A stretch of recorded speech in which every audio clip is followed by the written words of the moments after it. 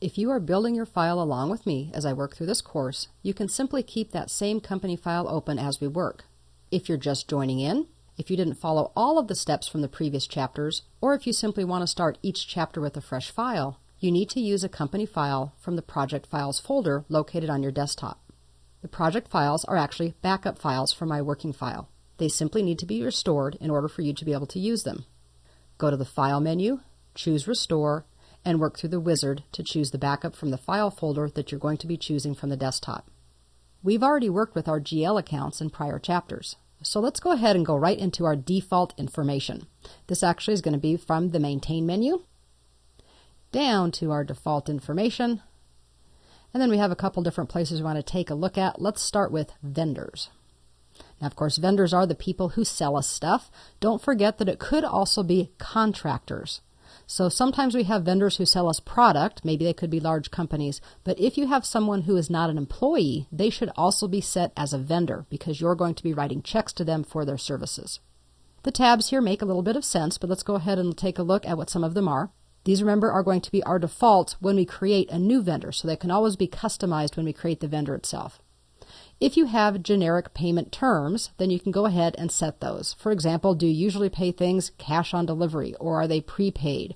Or do you have net terms, like things are due in 30 or 45 days? All of these can be set right from the left-hand side. We hope that you don't do prepaid, and the only reason for that is, yes, you don't have any debt, but remember that that also kind of puts a crimp in your cash flow. You will have already paid for items regardless of whether you sell them or how long it takes you to sell them. If you say that it is usually due in a number of days, a typical term is net due in 30 days. You also can put if you are typically getting a discount. So sometimes it's due in 30, but if you pay in 10 days, you get maybe 2 or 3% off.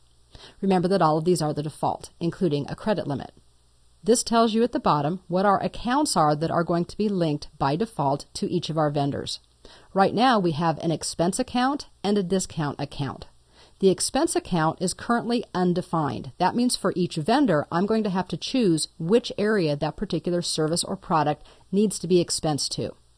On the other hand, we usually only have one purchase discount.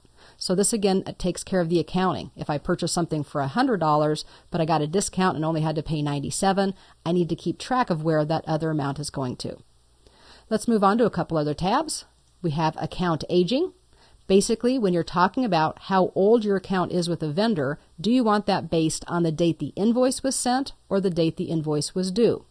So if I purchase some products in January and the invoice is dated January 15th, but I have net 30, so it's not due until February 15th, when I come to the end of January, do I want that to be that it's still 15 days until it's due or that it's 15 days past due? You see how this can work on your behalf. It just needs to be consistent. You then have some categories. Usually they're 0 to 30, 31 to 60, 61 to 90, and over 90 days. But of course you can customize that as well. In some industries, for example, ski industries, they may have some different aging because often they're ordering products at the end of the prior season or during the summer, but vendors know that they're not going to be making money until winter hits. So again, this can be customized. This will probably be okay for most of you. We can create custom fields for virtually anything that we work with in Peachtree, and the last tab is about 1099s. Remember that you have to send a 1099 form to someone who is not a corporation, but someone to whom you pay more than $600 in a year. So these are your contractors. And this is basically just showing you which boxes on the 1099 your different GL accounts are going to be posted to. With that, we'll go ahead and get out of this box and take a look at another one. Let me go ahead and click Cancel. And the second default that we want to take a look at is going to be for our inventory. We'll start the same way. We'll go up to Maintain,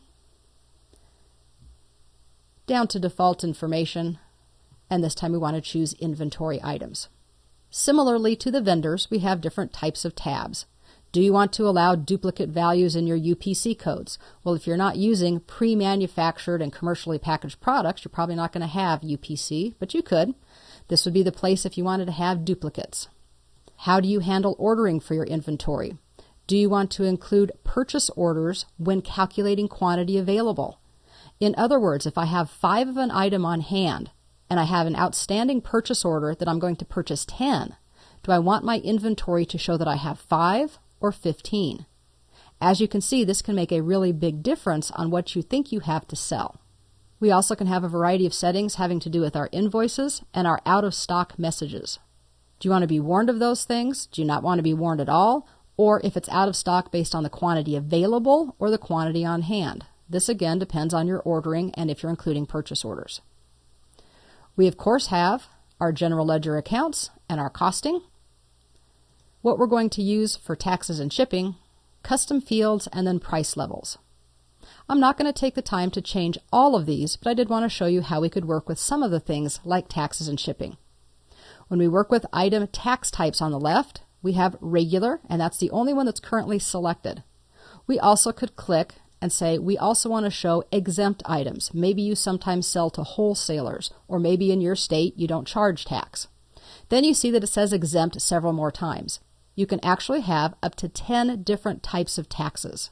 Depending on your location, you may need all of those. Likewise, on the right-hand side, we have different shipping methods. Airborne, courier, hand deliver, customer pickup, all of these are available, but you may not want all of them. For example, maybe we don't offer a courier. Well, I can simply type over these. So let me go ahead and just rearrange this list a little bit. Perhaps the number one way that we send things is FedEx, so I want that to be number one. I can then put in different types of FedEx that we have, like next day or overnight.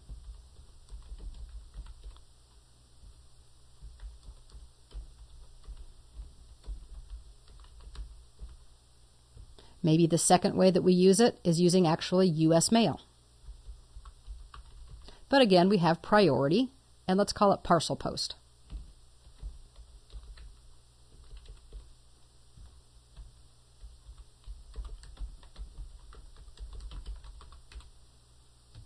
We'll do just one more here. Let's say that another way that we have is for people to actually pick it up.